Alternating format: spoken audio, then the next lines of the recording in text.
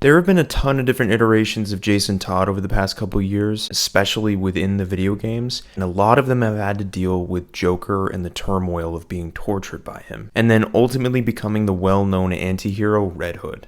First up, there's the White Knight storyline, where Jason was the first Robin to Batman and ended up being tortured by the Joker out of jealousy. However, during the Joker's torture, he would tell Joker Batman's identity and wish he never met Bruce Wayne. Thus, the Joker would let Jason go and he would never go back to Bruce, becoming Red Hood. Another one is the Injustice storyline, where in this story, Jason died at the hands of Joker, but upon his resurrection, he saw that Batman didn't support the death of the Joker by Superman, even after Jason's death. So this would lead him to amass so much hatred for Bruce and don his very own Batsuit to spite Bruce. He would also help Damian resurrect Alfred and lead his very own Suicide Squad. He'd also fight Bruce one-on-one and win, and after this he would ditch the Bat-Cowl and develop the Red Hood persona. Then my personal favorite out of all of these iterations is quite honestly the Arkham Knight Jason Todd. And I say this because I quite honestly think that this Jason Todd has had the most bumpy ride out of all the other iterations. In the beginning of Jason's story, he's shown robbing liquor stores to make ends meet. But while counting all the stolen money, Batman is thrown beside him. And around the corner, he'd see Joker in a large mech suit in the middle of fighting Batman. Jason, seeing Batman injured, he would try to drag Batman to safety, where he would then search his utility belt for anything that could stop Joker. After searching, he would find a Batclaw and use it to wrap around the mech suit, causing it to malfunction, and he would end up succeeding in stopping Joker. But Jason would be arrested for the stolen money in the process. Later, Jason would be sent to a school full of programs funded by Bruce Wayne, and eventually Bruce would take him in under his wing, making him the new Robin. But only a year later, everything would change. Jason would become overconfident and try to take the Joker out alone. But in doing this, he'd fall for the Joker's trap in a huge explosion, and Joker would use Jason's body as a human shield to break the fall. This is ultimately where things turn for the worse, as Jason's suffering begins immediately, keeping Jason locked away in an abandoned wing of Arkham for over a year, enduring unbearable pain like being shocked, branded, wrapped in barbed wire, hung up for days on end, mentally tortured, and fed little to nothing. Joker would also personally invite each and every one of Batman's villains to come by and do whatever they wanted to Jason, so long as they didn't kill him. On top of this, Joker would also show Jason a picture of the new Robin in town, thus inspiring Jason to hate Batman more and more for never finding him. After months on end, Joker would finally break Jason, with Jason saying while on camera that he hates Batman, and upon almost revealing his identity, Joker would seemingly kill him on tape, and send the film to Batman, making him believe Jason was really dead. However, it didn't end there, as he would kidnap a doctor from Arkham to get him all patched up and start training Jason to become a ruthless killer, dressing up villains like Catman and Blockbuster up as Batman and pitting them against Jason to fuel his rage for Batman even more, ultimately leading Jason to become a killer. And months later, the events of Arkham Asylum would occur, and Jason would end up escaping with Slade, to which Jason would break into Wayne Tower to steal enough money from Bruce Wayne so he could partner with Slade and build his own army. Months later, during the events of Arkham City, Jason would pay a visit to Joker once more, only to find a decrepit version of the Joker. And upon finding the Joker, Joker would ask Jason, only to anger him, whatever happened to the old boy wonder. This would trigger Jason, and he would immediately jump onto the Joker and would proceed to unload all of his rage onto Joker's face. But once Jason was finished, he would let Joker go, and the Joker would only further manipulate Jason, explaining that he may have hurt him for over a year, but he never abandoned him like Batman did, leaving him to essentially rot and die, saying that Jason was Batman's victim. Joker would then essentially tell Jason that if his plan fails tonight and he dies, he wants Jason to become a darker knight than Batman ever was, and to make Batman wish he never forgot Jason. So after that night, Jason would dedicate his life to ensuring he would kill Bruce, building his army and teaming with Scarecrow and almost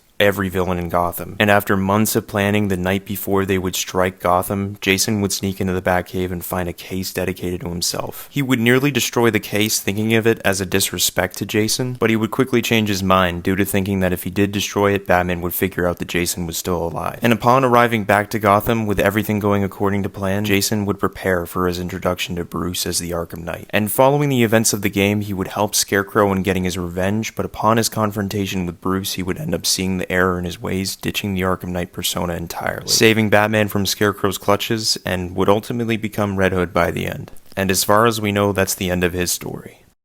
Now, the other day I asked you guys what your favorite versions of Red Hood were, and you guys were pretty vocal, and I guess what I'd like to ask now is what you guys would do with the character of Jason Todd. Would you keep his story the same, or drastically change his entire story? Let me know in the comments below. And don't forget to leave a like and subscribe, and I'll catch y'all on the flip side.